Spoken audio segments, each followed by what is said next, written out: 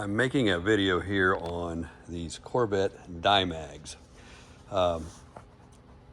Many of you follow my videos have probably seen these things on this car and other ones, and I have a lot of these sets. In fact, I think between the cars I've got them on, I'm counting in my head right now, maybe 1, 2, 3, 4, 6 or 7 sets of these things. So, and I've got one set sitting upstairs too, on our storage area up there. But the ZR1 Dymags are really unique. And so what makes these special are kind of one of these things that I ran into years ago.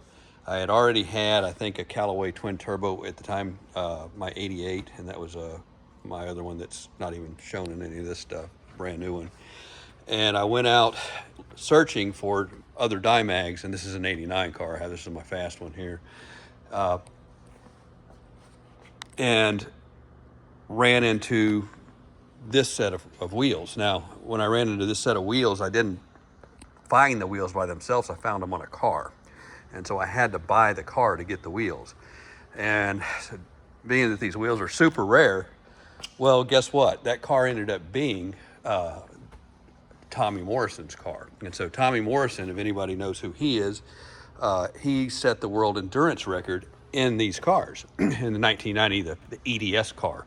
So that's what these wheels were used on. And Dymag, and I think at the time Reeves Callaway is the only one that had the mold for these, built the wheels for all the Callaways, of course, and for the ZR1, which the ZR1 rear wheel is a 12-inch wheel. So it is set to the ZR1 offset. It's not a Grand Sport wheel. It only goes on this. So it's an inch wider than the stock one. It has a more, I guess, negative offset that you see it. It sits right on the body line. The front ones do too, so they sit a little bit better offset. And of course, they're all magnesium. And this set of wheels, along with 5 other ones that are supposed to be made, and this is according to Tommy when I bought the car,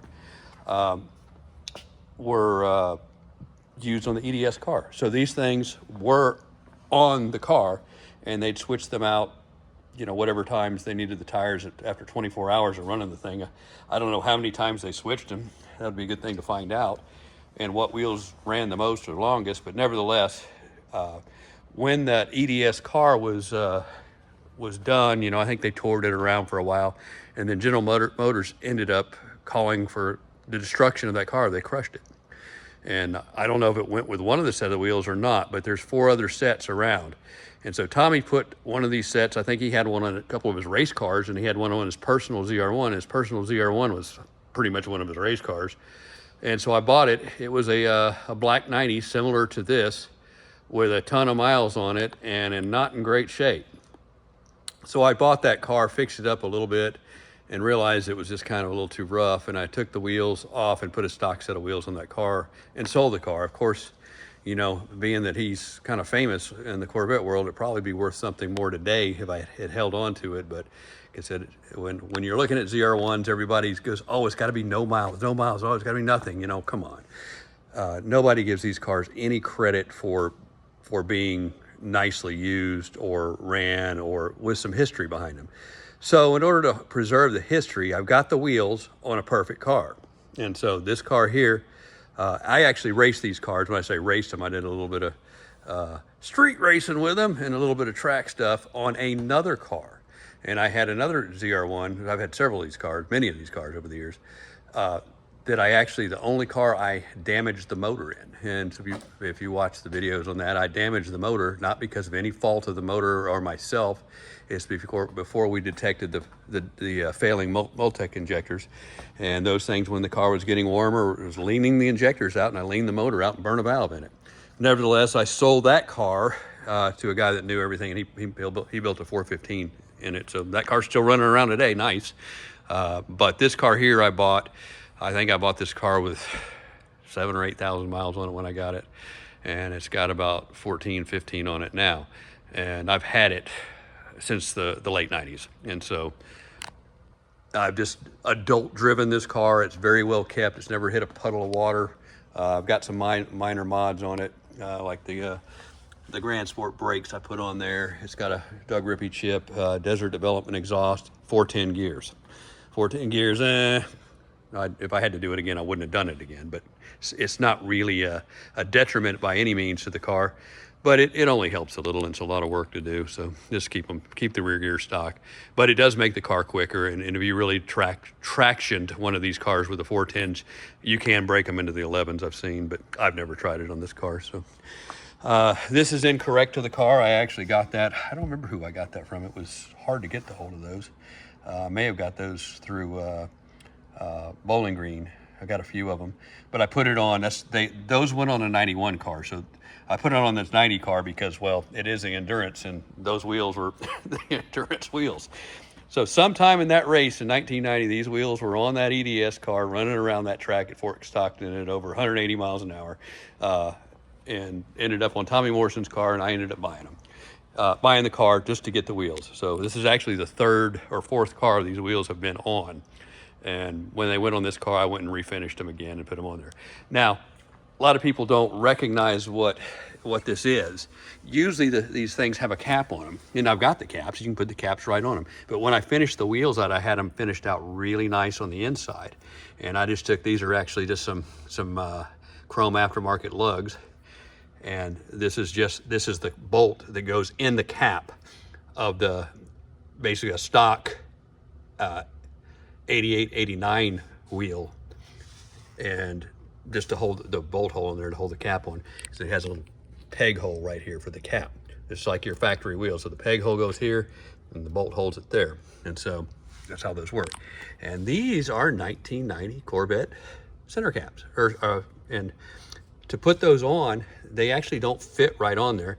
I put a little O-ring on there to give them a little better fit, and then they snap in pretty good. And so they'll come in and out, but I don't pull them in and out too much. But so that's the look. And I've done that on a couple of my cars. Now, if you look at these wheels, most of them will say, well, not all of them, because you could have bought some of the aftermarket other wheels for the Corvettes through, I think, Mid-America. And but the ZR1 wheels is unique. So the Corvette, it says Corvette versus Callaway, and then Dymag. So if you go over to the Callaway car, if it's got the correct wheels still on it, then they say Callaway. And so I did the open look on this car too. Now you can see these are original. I haven't refinished these wheels. This car is all totally original. Original even with the scratch that I got right there, and I've never fixed it because I want to keep it original.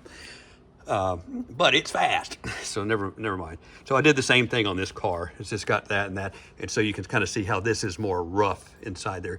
And these are actually the factory center caps. So when I say factory, they're the factory 90 centers caps where you have the screw on, screw off with the lug underneath them. So that's how I did that to keep that look. And then if you go over to let's see, another Callaway that's in here. Let's walk over here. This is a Callaway 88. This is the Triple Crown. You know, if you want every award in the world, this car's got it. And honestly, all the other ones are actually nicer, but let's talk technicalities. So this car here has the stock 88, 89 cap in it. So that's what they look like. So that's the bolt and the Dymag sticker, which you can get those online. I don't keep them on too long because they blast if you ever try and clean the wheels off. But I need to get another set for the ZR1 to put those on. But so that's a Callaway wheel with a cap in it. And so I like the open lug look with a 90 center cap put in there a whole lot better. And I think I'm the only one who's ever done that, because I've never seen anybody else do it. I've seen them run without any caps on them at all. And so basically this is where we take the 90 cap. This is a 90 Corvette right here. So this is the parts. That's a 90 cap and then the 90 lugs, and you put them on there. Now, and that also applied to this car here too, which this is the unique set of Epsilon wheels I had built years ago. So that's got a 90 center cap in it too. Actually, I'm sorry, that is not a 90 center cap. That is I think to fit in this wheels, I think that's a 92 center cap if I remember right now. It's a little bit, because they're a little different sizes. I'll have to go back and remember that one. So here's another set of Dymags. This is on the 35th supercharged car. We all seen that one before. That's a hot motor in this car, not just its built motor.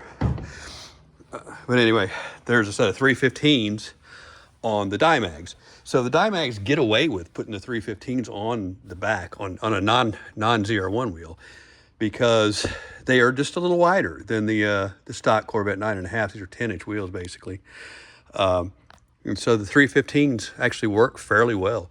I've been running 315s on the backs of these things since the 80s and 90s. So that's a stock 88 cap on a Dymag Corvette wheel. So that's not a Callaway wheel. And this, because this is not a Callaway, it's a supercharged car. Looks like it's a Callaway 35th, but it's not. It's a supercharged car. So in that car, I built all of this, and this is a real low mile 35th anniversary 4+3 car. So back to the 90 ZR1 Dymags. Those are the unique ones, the wider ones. And that makes those wheels very special, very hard to get. I think there's a couple of guys that I've run into on, forums that, hey, I ended up with one of those set of wheels somewhere, and a couple guys run these on the back of their car, and that's really kind of cool. But I said, to date, I've never seen anyone else do this look. That's my own invention. I don't know if anyone's copied it or followed it over the years or not, but I've been doing that for a long time. So what else? So that's Dymags. I don't know how many Dymags were made. The interesting thing about these wheels are, you change wheels on cars, you do whatever. I've been doing this for a long, 40 years now. I've been messing with these kind of cars and older ones and stuff like that. This wheel, you can feel the difference between a factory Corvette wheel, the original, and these. These things are so light, they just, I guess, the old magazine term is unsprung weight that they like to talk, and you can tell the difference on these Dymag wheels on these cars. They change the handling of the car, they change a lot of things. And on high speeds, and trust me, they go high speeds, these cars. And they feel really good, especially when you got a good balance on them. They just feel incredibly good. And of course, the thing that I like the most about them is if you look down the body line, they are not sunk in any, and they're not sticking out any. They've got the offset absolutely, positively the way it should have been from the factory. So they got that down. And because if you look at a stock 90 or 95, in fact, I can show you that over here. Let's go look at the 95 and look at the offset on it. There's the rare black red 95 last year car.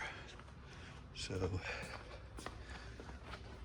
let's look at the offset going down the body line on that. So you can see that wheel just disappears. It's not there. It's tucked in that way. So not a big deal, because the 5 spokes are a look, and that's a beautiful wheel. The A-mold type 5 spokes are really kind of the popular ones. And those, of course, are 93 to 96 ZR1, and of course 96 Corvette Grand Sport, which the 96 Corvette Grand Sport also had an 11-inch wheel on the back, but it's a different wheel. It's a different offset. It's cut for the stock body, not the wide body ZR1. So if you take a ZR1 wheel like this, and I've seen people try it, and put it on a stock car, man, that wheel sticks out to about here. It looks so bad, it's not funny. But the correct Grand Sport wheel on a stock body non-ZR1 looks great. And of course, these are back to Dymags with 315s on the back. So, and that's running a 315. And man, I've run, I don't know how many sets of 315s on the back of this car, and just shredded them over the years. And I'm just about out of my GSC stock, because I stocked up on those basically. I own 50 of those tires, and kept them new old stock. Same with the Gator backs, because I knew there would be a day you never get them, and you can't get them anymore. They are unobtainium. So that's Dymags. You got the fronts, which, you know, could be on the Callaway but not saying Corvette, and the rear is ZR1, which these are 10, 12 is the number, I believe, is what they really end up being, and with a better offset. So, and the weight, I can't remember the weight specs of these things. They're really light. If you hold a factory wheel with no tire on it next to the Dymag wheel, I would say the factory wheel is probably triple the weight, maybe even a little more. They're that light. But one of the downsides to the Dymags is they are magnesium, so they're porous, and you do see them end up having issues with leaking air. Over the years, I've seen a lot of them, and basically you'll see them, for example, even this one I think has an air leak to it slowly, right here. And we determined this is what it was. Right there in that paint was an air leak. It's coming out of the bubble slowly.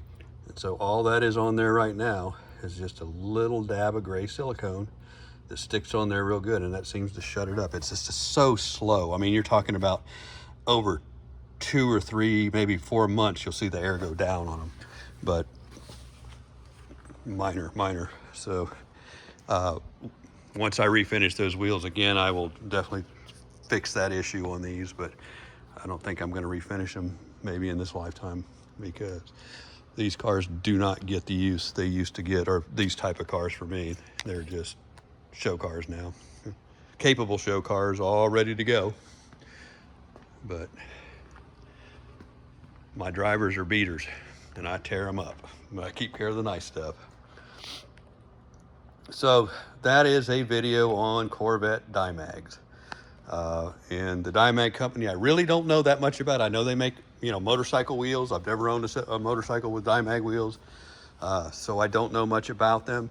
I just do know that when Callaway Reeves started running the cars, they started using some weird ones in 1987. Now keep in mind, you cannot put this wheel on an 87 Callaway, because the offset's wrong. The 87, this wheel will stick in. Now you can put it on there with wheel spacers, but that completely destroys the whole purpose of the wheel, of having a clean integrity and lightweight and low unsprung weight on it.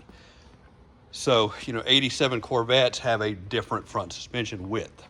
The 88 went a much wider, 87's narrow. So, and these wheels were specifically designed for the 88 Callaway, which I believe Reeves and Callaway Corporation, Reeves is unfortunately no longer with us, but still holds this mold today to these wheels. And I'm not sure how they did the big ones in the back, whether they did a special modified wheel or because it has the dish on this one.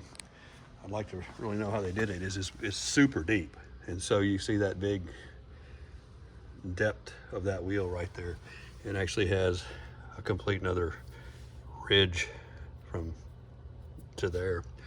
So don't know much about the manufacturing process or the Dymag company itself, but I do know where these wheels came from, the history of them, and what they were used on and for. So that's it. So what spurred me to do this video was a guy says, "Oh, I've seen your Corvette. Why don't you put the stock wheels back on it, those aftermarket wheels?" Well, these aftermarket wheels are historic. And in my opinion, these wheels are probably worth what the car's worth, maybe even double what the car's worth. And so that's kind of the opinion of it. And if you follow Dymag wheels, I've seen sets sell for anywhere from $6,000, $7,000, $8,000 that are not ZR1 ones. And so, yeah, good luck with the ZR1 ones. And if they say Callaway on them, they're probably even a little bit more at that point. A lot of the guys that had Callaways early on may have had some air leak issues and pulled the wheels off and put something else on the car. So they weren't thinking of long-term and what the wheels were worth, or either lost the wheels or who knows, there's probably some addicts with these wheels in there somewhere. And so this is the correct wheel for your 87, or excuse me, 88 to 91 Callaway. So that will be on there. So I don't know what else I can say. That's Dymag 101 anyway. So thanks for watching.